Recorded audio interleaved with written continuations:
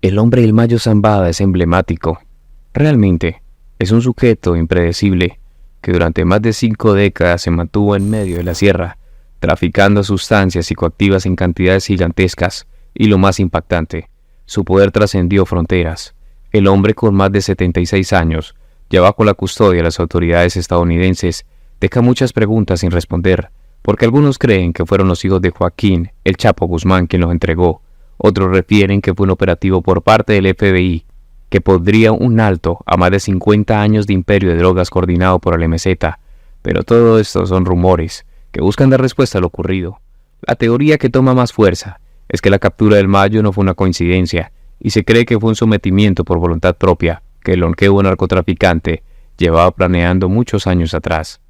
Hoy desde esta entrega del Ojo Criminal te contaremos los detalles de la detención del Mayo Zambada García. Bienvenidos a un nuevo video. Si te entretiene este tipo de contenido, no olvides suscribirte, no tiene ningún costo. Antes de entrar en materia, es necesario contextualizar un poco sobre lo que es el Mayo Zambada. Ismael, como es su nombre, es nacido en el Álamo, Sinaloa. Se estima que al año de su nacimiento es 1948. Su familia dependía del oficio de la agricultura, y para los años venideros llegaría la bonanza del cultivo de amapola. Eso producto de la migración china. Las montañas de Sinaloa fueron ideales para esta nueva planta, y el pequeño Ismael se incorporó en el trabajo fuerte de la sierra. La personalidad de Ismael siempre ha sido un misterio, por su poca exposición al público. Desde el año 2010 no se obtenía una fotografía de su aspecto físico, es decir, tuvieron que pasar 14 años para poder verlo nuevamente sobre su actual aspecto físico.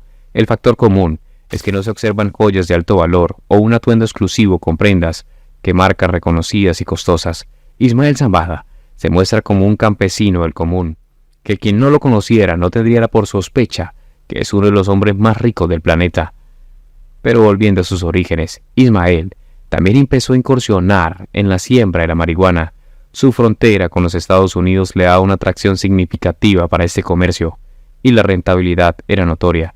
Su hermana Modesta Zambada formalizó relaciones con un cubano que se dedicaba al comercio de cocaína, y esta fue la puerta de acceso para un campesino sin educación que iniciaría su escalada a convertirse en uno de los narcotraficantes más poderosos del mundo.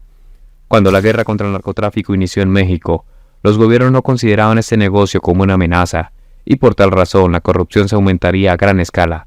Exponentes de este negocio como Pedro Avilés, Ernesto Fonseca, Lamberto Quintero, hicieron una negociación con el gobierno, donde se comprometían a pagar un impuesto ilícito para que les permitieran continuar con el tráfico de estas sustancias, y sobre esta lista de empresarios ilegales estaba también el Mayo Zambada, un joven con un poco más de 20 años que se caracterizaba por siempre usar un sombrero.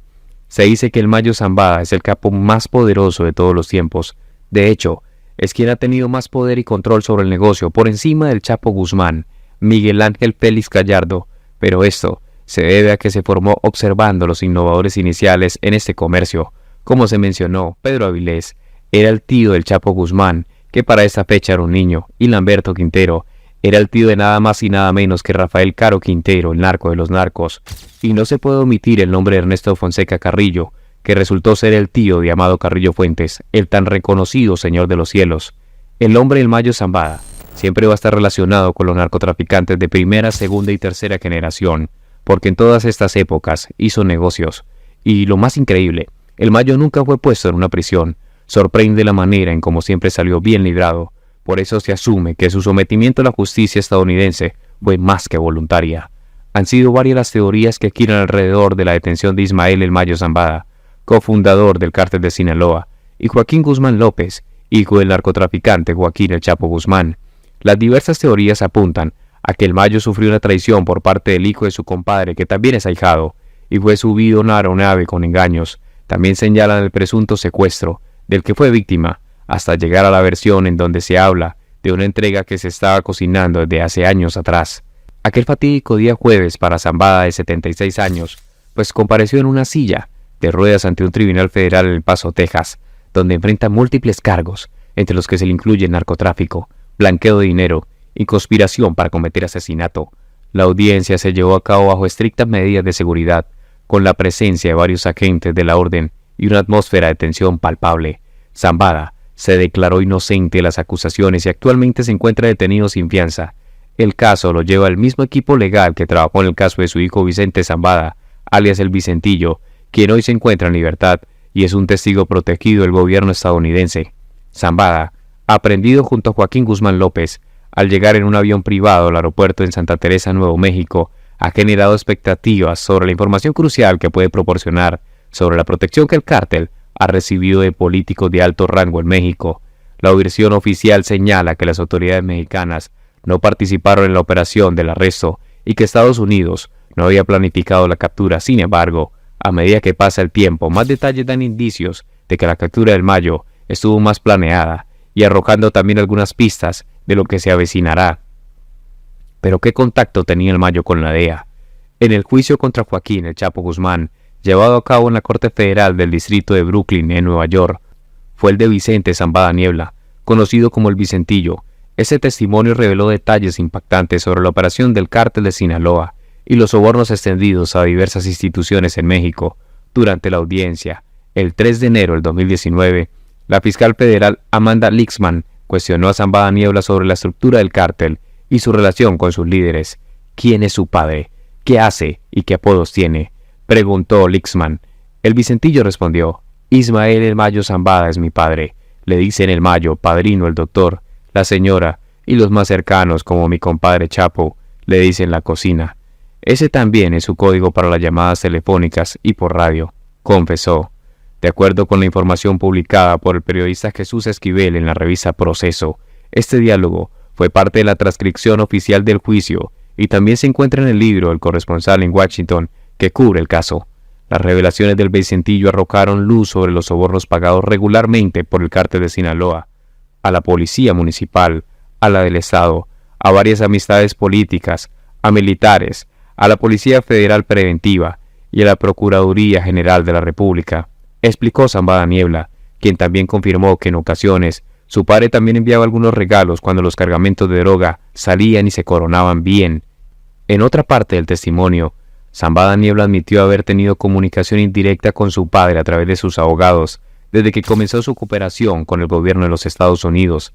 Asegura haber entregado información detallada sobre las ubicaciones de propiedades y escondites de su padre, pero al ser cuestionado que por qué no había sido detenido a pesar de la información que había proporcionado a las autoridades, este contestó: si no lo han detenido, no es mi culpa. Luego fue interrogado sobre cómo se comunicaba con su padre, a lo que él contestó que solo lo hacía a través de sus abogados. Luego señaló que en el 2012 fue trasladado a una prisión en Chicago, donde se encontraba bajo custodia de las autoridades estadounidenses. Durante su tiempo en esa prisión, fue llevado a una oficina para hablar por teléfono con el Mayo. Esta llamada supuestamente fue facilitada por agentes de la DEA.